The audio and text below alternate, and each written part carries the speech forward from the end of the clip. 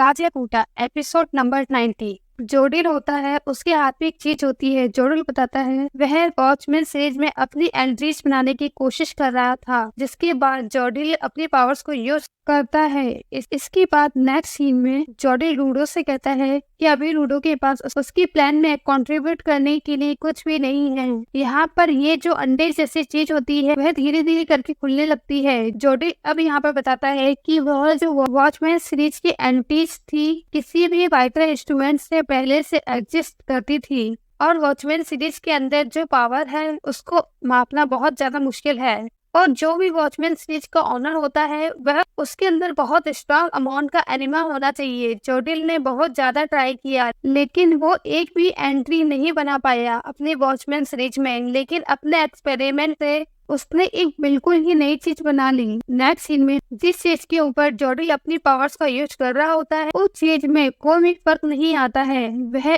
उस चीज को फेंक देता है। जोडिल अब यहाँ पे जाने लगता है, लेकिन जैसे ही वह पीछे मुड़कर देखता है तो वह ये पाता है कि यहाँ पे कुछ तो हो रहा है। ये जो चीज होती है वह हवा में उड़ने लगती है। जोडिल यहाँ पे बता रहा होता है कि उसने एक ट्रेस मिस्ट बनाया है जो कि एक वाइटल इंस्ट्रूमेंट की पावर से चलता है। रूडो जोडिल की बातों को सुनने के बाद रूडो को समझ आ रहा होता है जिस ट्रेस मिस्ट से उसने फाइटिंग की थी रियो के साथ वो जोडिल ने ही बनाया था। यहाँ पर दिखाया जाता है कि बहुत सारे लोग रूडो का मजाक उड़ा रहे होते हैं, उसको बहुत ही अजीब सा बच्चा समझते हैं।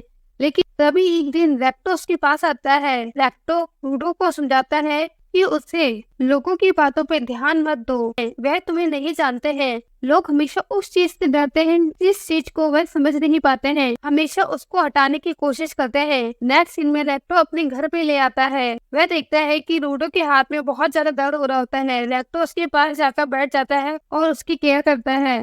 रैक्टो रूडो के हाथों पे पट्टी लगा देता है और उसको खाना खिलाने लगता है। ऐसे ही काफी दिन बीत जाते हैं। रैक्टो को समझ नहीं आ रहा होता है कि आखिर रूडो को किस चीज से बहुत ज्यादा प्रॉब्लम हो रही है, उसको ठीक कैसे किया जाए।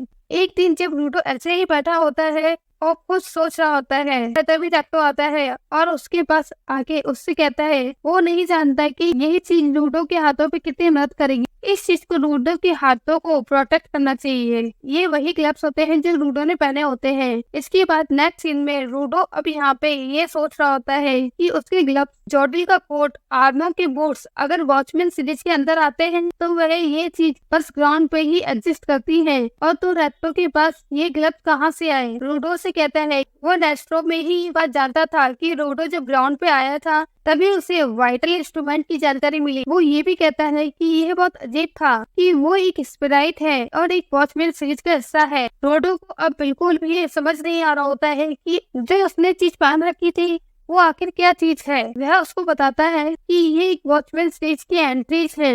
इन सब का बस एक ही यूजर हुआ करता था और रूडो को अब तक समझ आ गया होता है कि इन चीजों में कितनी ज्यादा पावर्स है। रूडो जोडिल से कहता है कि उसके पास ये ग्लव्स बहुत दिनों से हैं, अभी तक वो बिल्कुल ठीक है। जोडिल रूडो को बताता है कि उन दोनों ने अभी तक वॉचमैन सीरीज के नॉर्मल तरीके का यूज किया है। जोडिल रूडो से पूछता है क्या मैं उस बात को नहीं जानना चाहता कि अगर कोई भी इंसान इन सारी वॉचमैन सीरीज को पहनकर यूज करेगा तो क्या होगा। जोडिल कहता है ये जो उसका गोल है उसको अचीव करने के लिए ये जानना बहुत जरूरी है। इसका मतलब ये है जोडिल को एक्सपेरिमेंट ही करना पड़ेगा। जोडिल बताता है कि जो उसने एक्सपेरिमेंट किया है उसने उसको ही बेसिस माना है वॉचमैन सीरीज को, लेकिन उसको ऐसा करना एक फेलियर था। लेकिन हमेशा फेलियर्स वेस्ट नहीं होते हैं। उसने जो एक्सपेरिमेंट किया था उससे हमें एक ट्रेस पीस बना। ये जो ट्रेस पीस होते हैं वह वाइटल इंस्ट्रूमेंट के थ्रू ही इन्वॉल्व करते हैं, और जो वह रूडो और उसके दोस्तों को यहाँ पर लाया था यह सभी उसकी प्लान का ही हिस्सा था। यहाँ पर वह ट्रेस पीस होता है जिसके ऊपर बैठकर जोडिल जो है वह स्पेयर पे जाने वाला है। जोडिल कहता है कि अब स्पेयर पे जाएगा और देखते हैं ज्यादा टाइम तक यहाँ पे कितने लोग बचते हैं। यहाँ पर गीता बैठे हुए सारी बातें सुन रही होती है। तभी मैं बहुत ज्यादा एक्साइटेड होकर बाहर आती है और कहती है कि हम सच में टेस्ट पीस के अंदर हैं। रूडो गीता को देख के चौंक जाता है। वह उससे पूछता है आखिर तुम यहाँ पर कब से थी। नेक्स्ट सीन में इंजन को दिखाया जाता है। यहाँ पर एक भूकंप सा आता है। वह कहता है कि उसने तो अभी तक फाइट करना भी शुरू नहीं किया। इंजन उससे पूछता है ये सब कुछ जो हो रहा है क्या ये सब कुछ तुम्हारे बॉस कर रहे हैं? ऑस्टर कहता है शायद ऐसा ही है, इसका मतलब ये हो सकता है कि उसका बॉस से कह रहा है कि उसको अपना काम जल्दी से निपटाना चाहिए। यही रीजन है कि वह चाह रहा था कि इंजन पहले स्ट्राइक करे। लेकिन थोड़ी देर बाद यहाँ पर ये जगह हिलना बंद हो जाती है। अब इंजन यहाँ से वापस जाने लगता है और उससे इंजन से पूछता है आखिर वह कहाँ पे जा रहे हैं? इंजन कहता है कि उसको लग नहीं रहा कि उसको यहाँ पे रह के कुछ फायदा है, इसलिए वो अपनी टीम को ढूंढने जा रहा है। लेकिन ऑस्टर इंजन से कहता है यार वो सब तो ठीक है लेकिन मेरी मदद तो कर दो ना।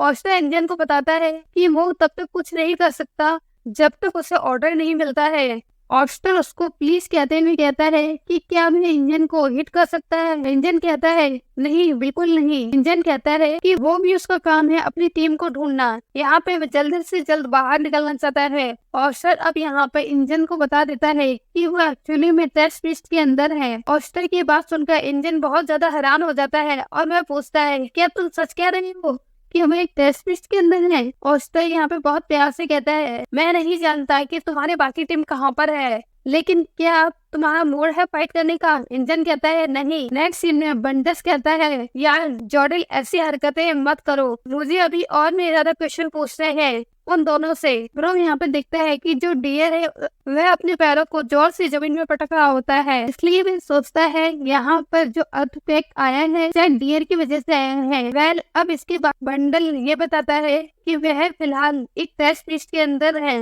वह जल्द ही इस पर बैठकर स्पेयर पे जाएंगे। लेकिन ये बातें सुनकर ब्रो भी हैरान हो जाता है। तभी यहाँ पे डीएन आगे आता है और ऐसा लग रहा होता है कि उसने अपना वाइटल इंस्ट्रूमेंट एक्टिव किया है। नेक्स्ट सीन में ऑरेस्टर को बाकी सब कुछ तो ठीक लगा, लेकिन क्या तुम भूल गए हो कि तुम्हारा पारा किन लोगों से बड़ा है? हम एक क्लीनर्स हैं और ये अभी क्लीनिंग टाइम है। यहाँ पे ब्रो और डियर अपने अपने वाइटल इंस्ट्रूमेंट को एक्टिवेट कर लेते हैं। बंडस उन दोनों को देखकर कहता है ओके तो मैं समझ गया, टेस्ट पिच से फाइट करना ही तुम लोगों का मोटिवेट करना है। ब्रो बंडस से कहता है तुमने तो मुझे सच में बेवकूफ बना दिया। मुझे लग रहा था कि हम अंडरग्राउंड में हैं, लेकिन एक्चुअली में हम एक टेस्ट पिच के अंदर हैं। लेकिन इस बारे में तो मैंने सोचा ही नहीं था। अभी तक उन लोगों को बिना मार्क्स के कोई भी दिक्कत क्यों नहीं हो रही है? क्योंकि टेस्ट पिच इतना ज्यादा बड़ा होगा कि उसके अंदर उतने ही ज्यादा टॉक्सिक मटेरियल होंगे। बंडस कहता है तुम बस इतना समझ लो कि हम जिस टेस्ट पिच के अंदर हैं वह बाकी टेस्ट पिच से बहुत ज्यादा अलग है, ये स्पेशल भी है। ब्रो अब अपने कपड़े से डियर को बांध लेता है और उसे उठा के फेंक देता है। बंडस ये चीज देखकर वह ब्रो से कहता है क्या वह लड़का दीवार तोड़ने वाले है? लेकिन ऐसा कुछ भी नहीं होता है। डियर यहाँ पे दीवार के पास जाता है और अपने छोटे छोटे हाथों से दीवार पे पंच करने लग जाता है। बंडस ये चीज देखकर ब्रो से कहता है देखो ये जो कुछ भी हो रहा है प्लीज तुम उसे रोक दो। लेकिन ब्रो यहाँ पे उसे पकड़ लेता है और थोड़ी देर बाद बंडस अपने पीछे मुड़कर देखता है। वह ये चीज देखकर चौंक जाता है कि वो दीवार टूट रही होती है और वहाँ पे क्रैक्स आ रहे होते हैं। ब्रो बंडस को बताता है कि जितना ज्यादा डियर किसी भी चीज पे हिट करता है वो उससे उतनी ज्यादा पावर ले लेता है और स्ट्रॉन्ग होता चला जाता है। यही चीज डियर की वाइटल इंस्ट्रूमेंट पावर है जो चीज उसके मुंह में है।